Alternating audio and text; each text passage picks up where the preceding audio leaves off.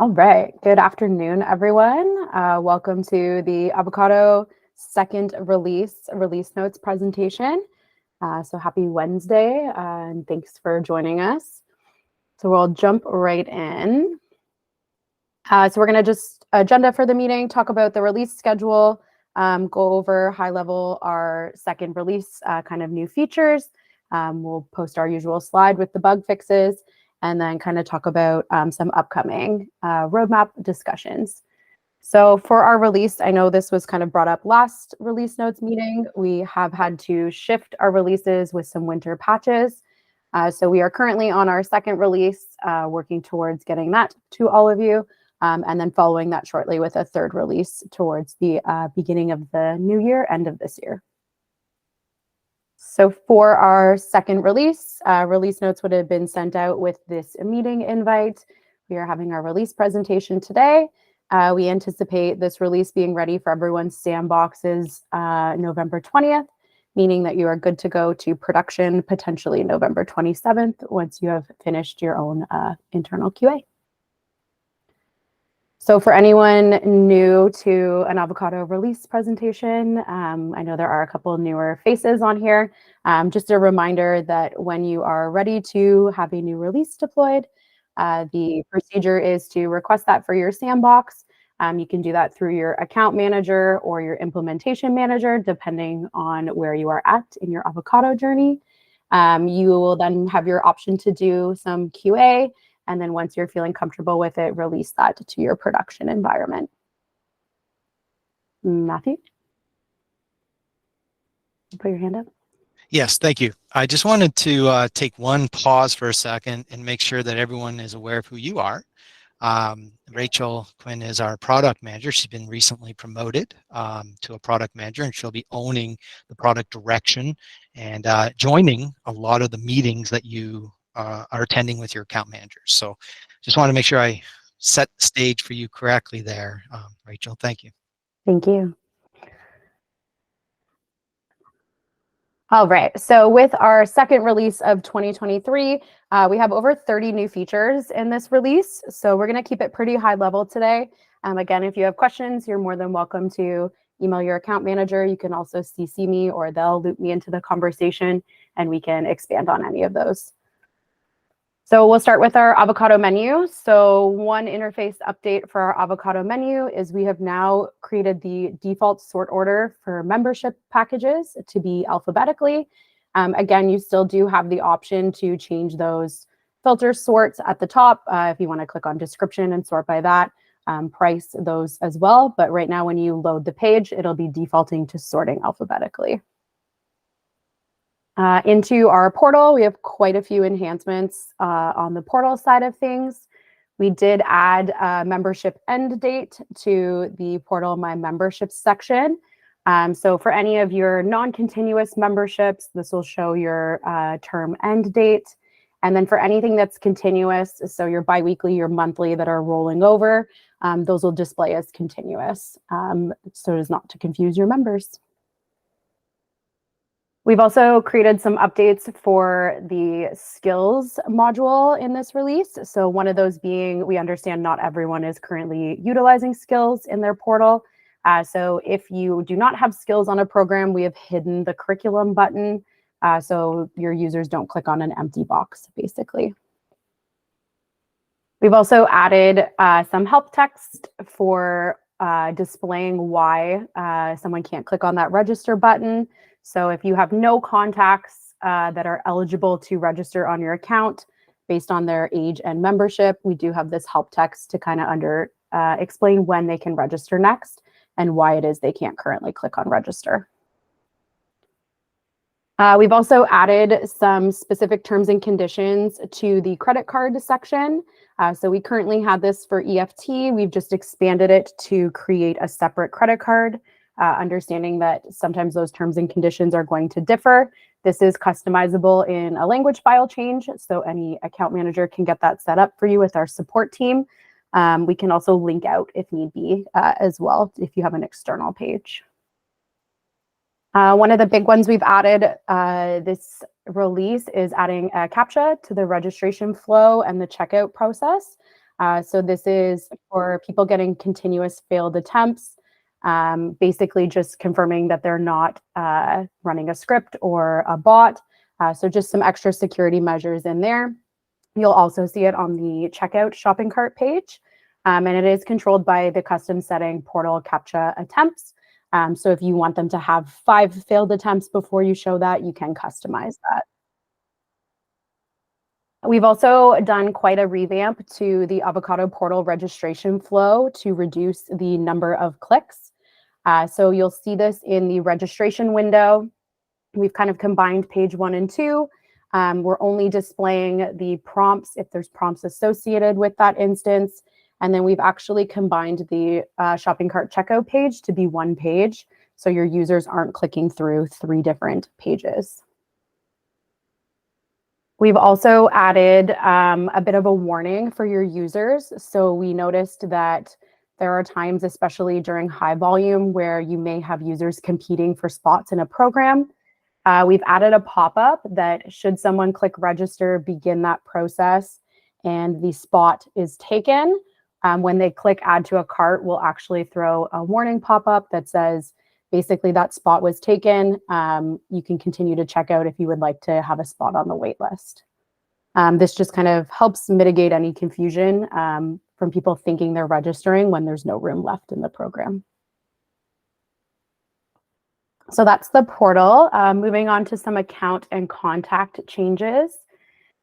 For our organization accounts, we have enabled the third-party field to be set to false by default. This is basically just making sure it's not a payee account every single time. We understand that not everyone wants that set, so you can toggle on at your organization's request now.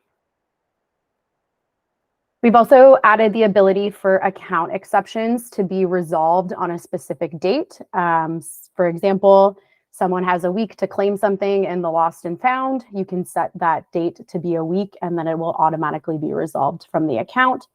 This also works with your block access and block registration.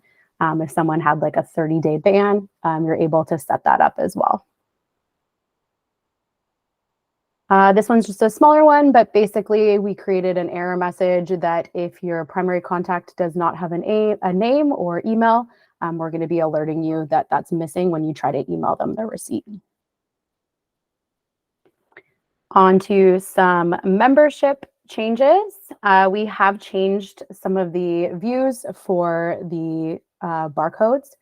So when you print your membership cards now, we've added a 3rd version, which is the new default. This is a slightly adjusted position, so your company name fits a little better. If you have some orgs like to punch a hole in the top of them for lanyards, this just gives you a little extra room there. We have removed the non-member if the contact does not have a membership with is member is true for all membership cards.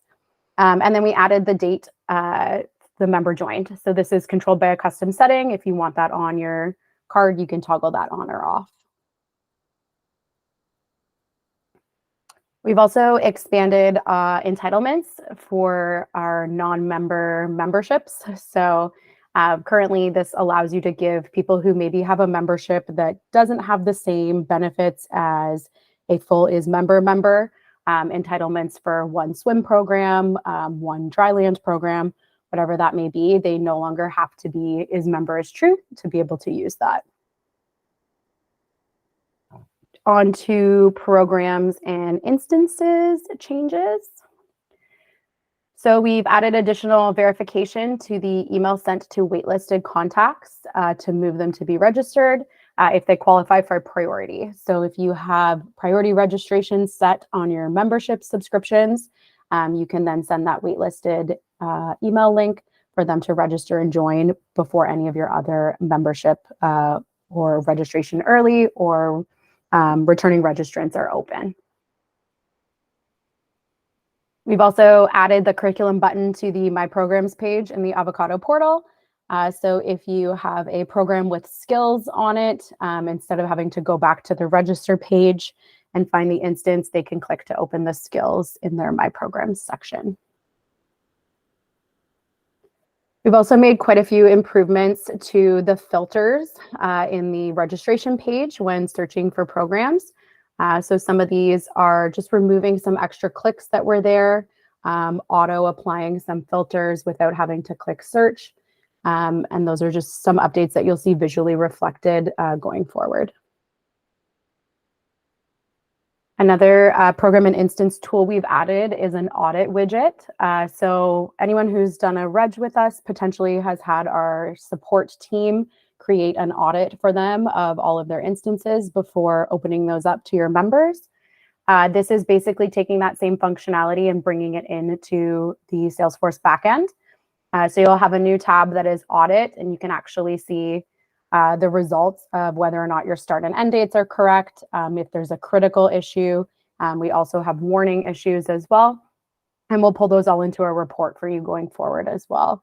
So just optimizing that you'll be able to see it without requesting an audit from our team. We've also made some pretty big changes to facility bookings in this release. So one of the biggest ones there is that we've added the ability to have subscription pricing to facility pricing methods and the ability to have varied pricing with price groups. So prior to this, you would have to set different pricing method for your members and non-members. Now you can have that one pricing group that offers a subscription price for someone who's a member or your regular default product. You can also do a price group. So if you have an age-based rate policy, you could set that up with a price group going forward. This does mean that your pricing for a booking is now based on your selected contact. So being aware that if you would like your contact to get that subscription product, they do need to have an active membership. If you were to change it to someone on the account who was not assigned to the membership, they would not be getting that subscription product. We also made a couple order and finance changes this time around. We've updated the receipt for canceled program registrations and facility booking if no money has been taken. So instead of seeing refunded, which you would have seen before, we've updated that to display as canceled now, just a little cleaner UI for your members. We've also updated in the back end the payment schedule item name field to remove declined from the name after a successful PSI is paid. Again, this is mostly just some quality of life for your staff that you're seeing that declined be removed. It just cleans it up and makes it a little easier to read. We've also made some changes to Engage. We have added group filtering to Engage. So things like your swim groups, buses, cabins, you can now pull that functionality into the Engage. And we also did some skills upgrades in the newest release where we added the ability to unclick stars in the skills module. And we have also locked the rows when scrolling. So if you have an instance with 20 plus registrants, that top bar and the contact bar will stay as you kind of scroll sideways or down and up. We do also have quite a few bug fixes in this release as well. So again, these are all linked in the release notes. If there's something you're after, there's quite a few there. So I'm not going to go through all of them, but if there is something specific you are looking for, feel free to reach out to me or your account manager. Just wanted to go through some upcoming tasks that are coming your way in some future releases. We have added the cancellation reason to program cancellations. This is mostly going to be for reporting if you're trying to track why someone is leaving programs. This is just a great option for that.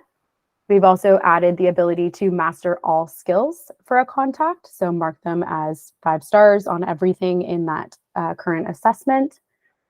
We've also added the ability to include some hold terms and cancellation terms into the Avocado portal. We're adding even more additional filters while selling those memberships in the menu. We've updated Punch Pass expiry date. Once everything is used, that's going to default to becoming expired since there's nothing left. And we've really been working on some deep linking as well. So for everyone's marketing teams, we've been creating these deep links for program locations, deep links for getting into the calendars, getting into your instances. So really just giving you the ability to share with potentially other members or share with staff. That's coming both in the menu and in the portal in the future. We've also added a pass-fail component to the skills module. So at the end of an instance, if you want to give them a report card saying that they've passed that program, we've tied that into our program prerequisites and dependencies. So they'll get that report card saying they've passed and they can move on to the next level. And we also have some further entitlement enhancements coming to kind of display those a little more clearly to your members and to your staff in the menu and portal. This is just a recap on how we prioritize features. So we do plan them out based on our requests by clients. So again, if we're hearing it from quite a few of you, that's going to be a little bit higher of a priority. We also do that based off of affected clients. If it's going to benefit everyone, that's something we're definitely more inclined to prioritize. We also do prioritize any statement of works. So paid enhancements allow us to bring in those additional resources, complexity, and then ROI. So we do have a score calculation that we use to determine what we are working on next. And that is all I currently have. I will leave it up if anyone has questions. Feel free to put up your hand and we can just go in order. If not, feel free to enjoy the rest of your Wednesday afternoon. Thank you, Rachel. Thank you.